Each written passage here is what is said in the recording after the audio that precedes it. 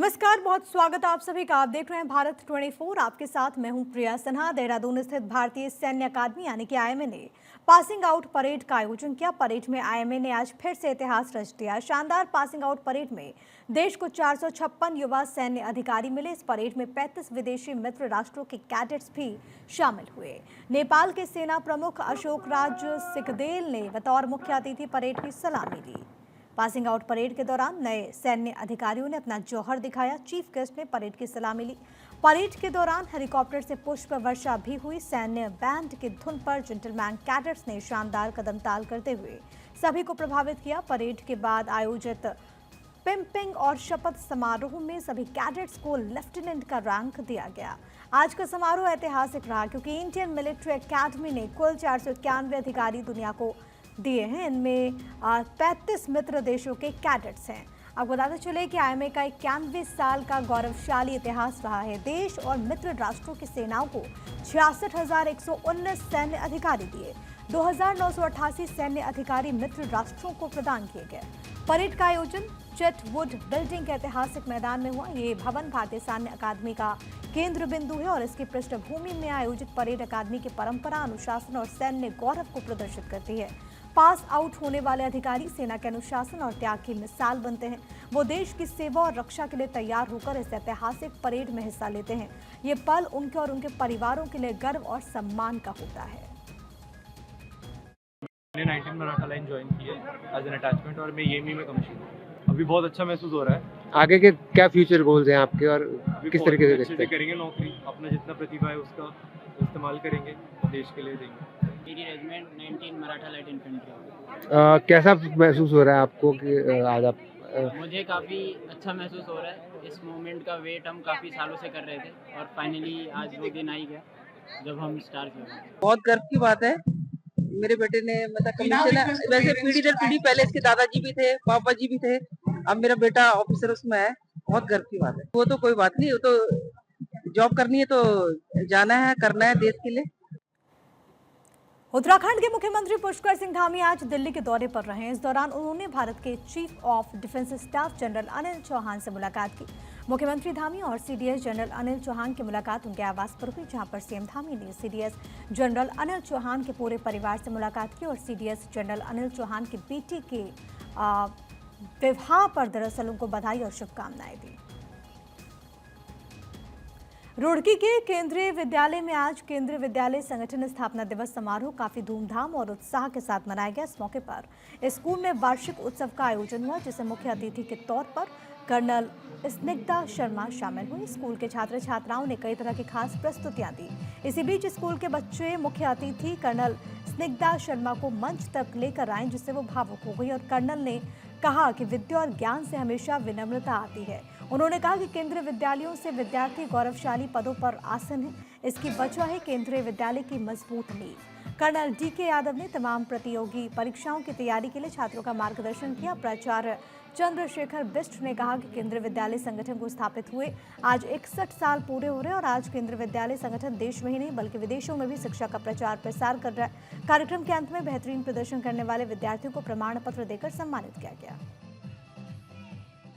हम सब उस ऑर्गेनाइजेशन के, उस संगठन के हिस्से हैं जो भारत में शिक्षा के क्षेत्र में अपने झंडे गाड़ चुका है।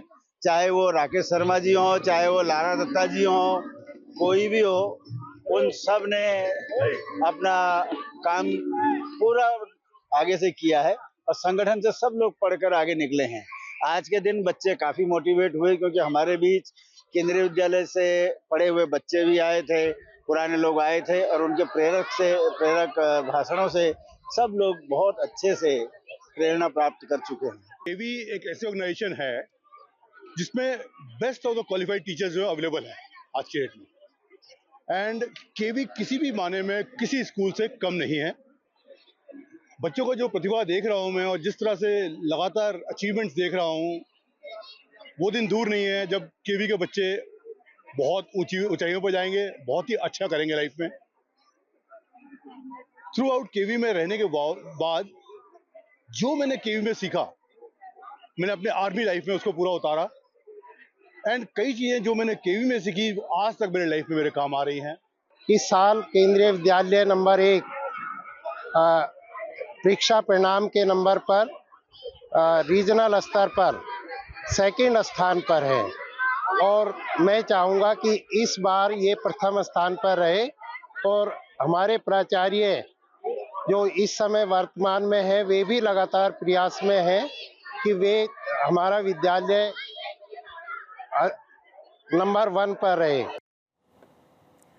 वहीं मसूरी में फ्रेग्रेंस एंड फ्लावर्स इंस्टीट्यूट के तत्वाधान में इंटरप्रेन्योर इंटर्नशिप कार्यक्रम का आयोजन किया गया। इस कार्यक्रम में फूल पौधों और औषधीय पौधों से बनाए गए इत्र, साबुन और दूसरे उत्पादों के बारे में जानकारी दी गई और इसके फायदे के बारे में भी बताया गया।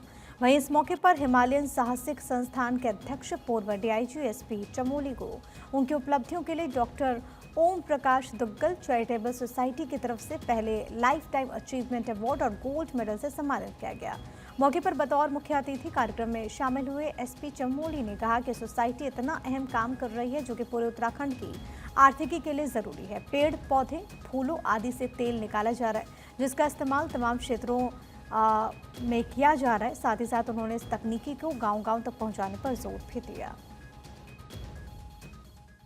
यहाँ पर जो सोसाइटी है एक ऐसे महत्वपूर्ण कार्य को कर रही है जिसका कि हमारे पूरे उत्तराखंड के लिए बहुत ही आवश्यक है जानना। सबसे पहले ये यहाँ के जितने भी प्लांट्स हैं उनसे एडिबल ऑयल से लेकर के और उसके लिए जो अनेक प्रकार के तेल निकाल रहे हैं, ऑयल निकाल रहे हैं और वो जो है एक बहुत बड़ी इंडस्ट्री के रूप में हो सकता है, लेकिन उसका अभी तक महत्व लोग नहीं समझ पाए हैं। जबकि यहाँ पर काफ़ी ऐसी चीज़ें जो तैयार की गई हैं जो कि साधारण गांव में पैदा हो रही हैं। हमारे उत्तराखंड का विकास इन्हीं चीज़ों से होगा क्योंकि इस प्रकार के जो पौधे जब हम गांव में पैदा करते हैं जो हमारे जंगलों में हो रहे हैं और बहुत रिच है लेकिन उनका प्रयोग नहीं हो पा रहा है। तो यहाँ जिस टेक्नोलॉजी का जो खास गांव के सिस्टम से ये लोग शुरू कर रहे हैं, छोटे से कर रहे हैं, तो हर एक गाँव में इस प्रकार का एक बहुत बड़ा जो है इंडस्ट्री खुल सकती है, आगे बढ़ सकते हैं। इसमें प्रकृति के बारे में बताया गया है, जैसे फूल और मैम जो यहाँ पे काम कर रही है प्रकृति के ऊपर, तो उसी विषय में वो गाना बनाया गया है कि हम फूलों से किस तरह से हम फूलों से और इन पत्तियों से, अखरोट के जो छिलके हैं उनसे, जो बेसिक जो चीज़ जैसे पहाड़ों में अखरोट हो गया और बैम्बू हो गया और बहुत सारी टिमरू हो गया, इन चीज़ों से हम जैसे बहुत सी प्राकृतिक चीज़ों से हम यूज़फुल चीज़ें बना सकते हैं। हमारे लिए तो ये बहुत सौभाग्य की बात है कि एसपी चमोली सर आए हैं और हमको एक अपॉर्चुनिटी मिली है कि हमने अपना first lifetime achievement award अपनी सोसाइटी की तरफ से उनके ऊपर कन्फर किया है, doctor Om Prakash Duggal gold medal and citation. और इससे हमको सिर्फ मुझे इंस्पिरेशन क्या, मेरी तो अब जो मैंने सीखा है मैं तो चाह रही हूँ कि दूसरों को मैं सिखाऊं, इसीलिए जो मेरे इंटर्न्स हैं उनको मैंने आज इसीलिए ऑनर किया है सर के सामने कि सर के एक्सपीरियंस से वो कुछ सीख के आज निकलेंगे। खबर लक्सर से है। प्रयागराज महाकुंभ मेले को राष्ट्रीय स्वयंसेवक संघ हरित कुंभ बनाने का प्रयास कर रही है। लक्सर पहुंचे आरएसएस के प्रमुख ने प्रेस कॉन्फ्रेंस करते हुए कहा कि कुंभ मेले में पतलों का कम से कम इस्तेमाल हो, इसके लिए देश भर से 45 लाख थालियां इकट्ठा की जाएंगी। महाकुंभ के पंडालों में पहुंचाई जाएगी। हर थाली का कई बार इस्तेमाल होने से करोड़ों लोग इनमें भोजन कर पाएंगे और पत्तलों की खपत कम होगी, जिससे पर्यावरण संरक्षण में मदद मिलेगी। साथ ही साथ महाकुंभ की समाप्ति के बाद 45 लाख थालियों को वहीं पर मठ मंदिर में सौंप दिया जाएगा। उत्तराखंड में 102 नगर निकायों में चुनाव के लिए ओबीसी आरक्षण नियमावली मंजूर हो गई है। अब इस नियमावली के हिसाब से भी सभी निकायों में ओबीसी आरक्षण की प्रक्रिया शुरू कर दी जाएगी। शहरी विकास मंत्री प्रेमचंद अग्रवाल ने बताया कि जिलाधिकारी के स्तर पर आरक्षण लगाते हुए अधिसूचना जारी कर सुझाव आपत्तियां मांगी जाएगी और इनका निस्तारण करने के बाद जिलाधिकारी शहरी विकास को अंतिम प्रस्ताव भेजेंगे। इस हिसाब से ही राज्य निर्वाचन आयोग को चुनाव का प्रस्ताव भेजा जाएगा, फिर आयोग चुनाव की अधिसूचना जारी करेगा। बहुत जल्द अब अंतिम प्रकाशन जो आरक्षण की सूची का है वो हम करने जा रहे हैं और जैसे ये आरक्षण का प्रकाशन होगा यानी कि जनता के सम्मुख आएगा तो एक सिस्टम है जो हमारे यहाँ जब आरक्षण जहाँ जहाँ निर्धारण होता है उसके लिए जनता से आपत्ति मांगी जाती है, वो हम लोग आपत्ति का समय देंगे, निस्तारण करेंगे।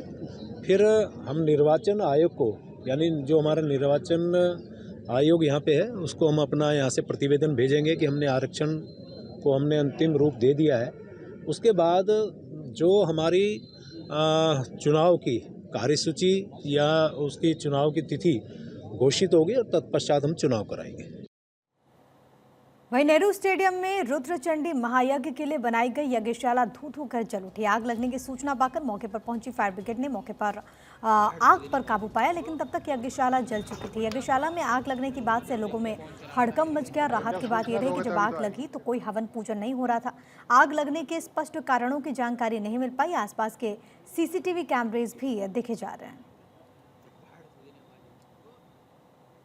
वहीं सरकारी अस्पतालों में बेहतर स्वास्थ्य के लिए सरकार सुविधाएं उपलब्ध कराती है, लेकिन अगर बात जिला हरिद्वार के रुड़की शहर की करें तो रुड़की के उप जिला चिकित्सालय में सभी स्वास्थ्य सुविधाएं उपलब्ध होने के बावजूद प्राइवेट हॉस्पिटल्स के दलालों का ज्यादा बोलबाला है। सरकारी अस्पताल के महिला वार्ड के पास प्राइवेट अस्पतालों के दलाल देखे जाते हैं, जो कि भोले भाले मरीजों को बहला फुसलाकर प्राइवेट हॉस्पिटल्स में ले जाते और मोटी रकम वसूलते हैं।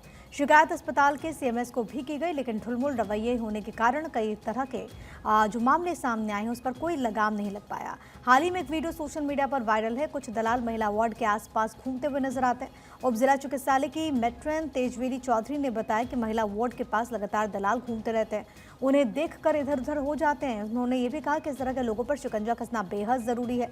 लोगों के जीवन से खिलवाड़ न हो पाए, ये कोशिश होनी चाहिए। यहाँ दलाल जो लेडीज है जेंट्स आते हैं, लेकिन मुझे अभी उनका पूरा शकल नहीं मालूम है। जब मुझे देखते हैं वो मुझे देख के 9-2-11 हो जाते हैं, चले जाते हैं मुझे देख के। मैं नहीं चाहती कि यहाँ पर इस तरह के आए, उन पर शिकंजा कसना चाहिए और 4 होमगार्ड जरूर होने चाहिए नाइट में मॉर्निंग इवनिंग, जो गश्त करें और देखें कि क्या हो रहा है। सबको पता है, सर भी आकर राउंड करके जाते हैं। सर की इसमें कोई नहीं मिस्टेक, वो आकर देखते हैं, करते हैं, राउंड करते हैं, कह के जाते हैं कि देख मैडम जी देखो जरा यहाँ ऐसे दलाल लगे हुए हैं। लेकिन यहीं के हैं, कहाँ के हैं, यहाँ का शायद हमारा कोई कर्मचारी तो ऐसा नहीं है मिला हुआ, लेकिन आशा वर्करों का शक है।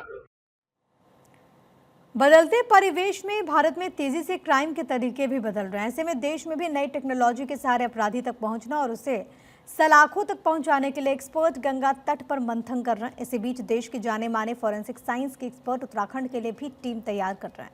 फॉरेंसिक साइंस बदलती टेक्नोलॉजी में अपराध के अलग अलग तरीकों से निपटकर अपराधियों को जेल तक पहुंचा रही है। उत्तराखंड भी अपने 6 हाईटेक वैन लैब से अपराधियों से निपटने की तैयारियों में जुटा हुआ है। मैंने बताया कि आर्टिफिशियल इंटेलिजेंस का उपयोग करके लोग क्राइम करने लगे हैं। अभी हम लोग तो आर्टिफिशियल इंटेलिजेंस यूज़ भी नहीं कर रहे, लेकिन क्राइम्स करने का ये होगा। तो इसके लिए फॉरेंसिक साइंटिस्ट की एक पूरी टीम तैयार रखनी पड़ेगी कि इस प्रकार के जो क्राइम्स होते हैं, जैसे कि साइबर क्राइम्स है, आर्टिफिशियल इंटेलिजेंस रिलेटेड क्राइम है, डिजिटल फॉरेंसिक्स रिलेटेड क्राइम्स है, ये काफ़ी मात्रा में बढ़ रहे हैं और इनको हैंडल करने के लिए इस प्रकार की व्यवस्था होनी चाहिए। 6 फॉरेंसिक साइंस वैन जो कि बिल्कुल मॉडर्न है, सेंट्रल गवर्नमेंट की हेल्प से हमने यहाँ पर उनको लाए हैं, जिससे कि क्रिमिनल और के अगेंस्ट जो हम कार्य कर रहे हैं घटना स्थल पर, उससे जो एविडेंस हम कलेक्ट करेंगे उसको यूज़ करेंगे अपनी FSL में।